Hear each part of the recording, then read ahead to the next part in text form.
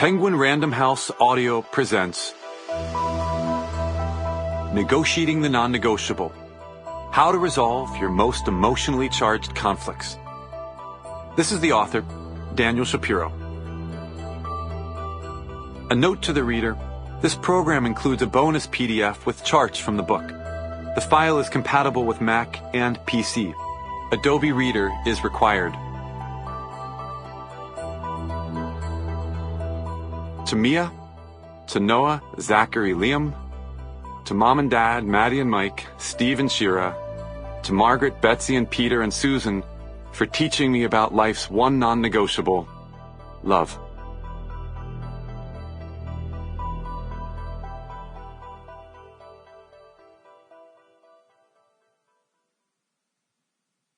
The challenge.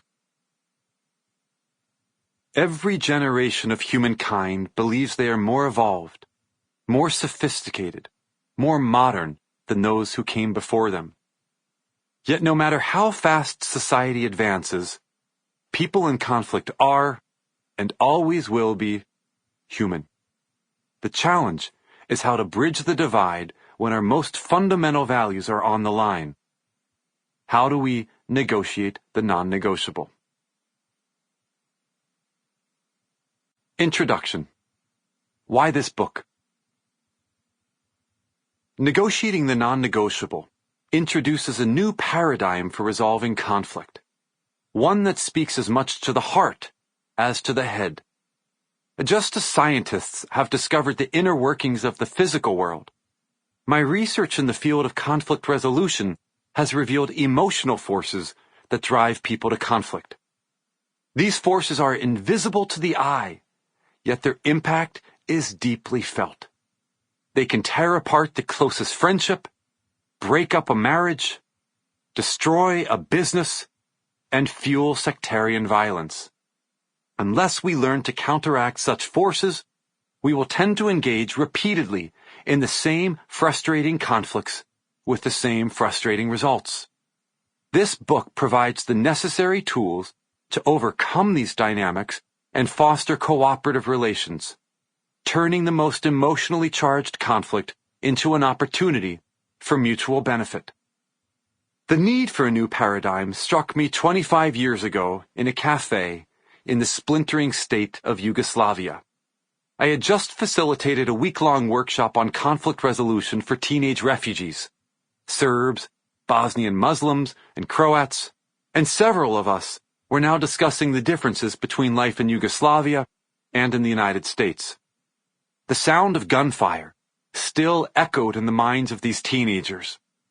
But here we were, in the eye of a hurricane, drinking Turkish coffee and talking about soccer and who in our workshop had a crush on whom. Among us was long-haired, blue-eyed 17-year-old Veronica, who stared straight ahead with an unnerving intensity. She had said little throughout our workshop, so I was surprised when, during a pause in the chatter, she suddenly spoke. It happened 9 months ago, she began, her gaze fixed on her plate. My boyfriend and I were having lunch at his house. There was a knock at the door. 3 men with guns entered. She glanced up for a moment, unsure whether to continue. They pushed my boyfriend against the wall. He pushed back, but they fought harder.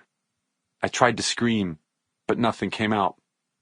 I wanted to run for help, to do something, but I froze. Now her already monotonic voice flattened even further, and her eyes opened wide. They grabbed my shoulders, pinned me down, and held his head in front of mine. I saw the fear in his eyes. He shook to get free, but they held him tight. She paused again, and then said, one of them took out a knife, and I watched as they slit his throat. The noise of the cafe fell away. I looked at her, stunned, feeling as though I had been pinned to my chair. I wanted to comfort her, to support her in some way, but I didn't know what to say. And then, just as suddenly as Veronica had awakened to this moment of horror, she fell quiet. Sample complete. Ready to continue?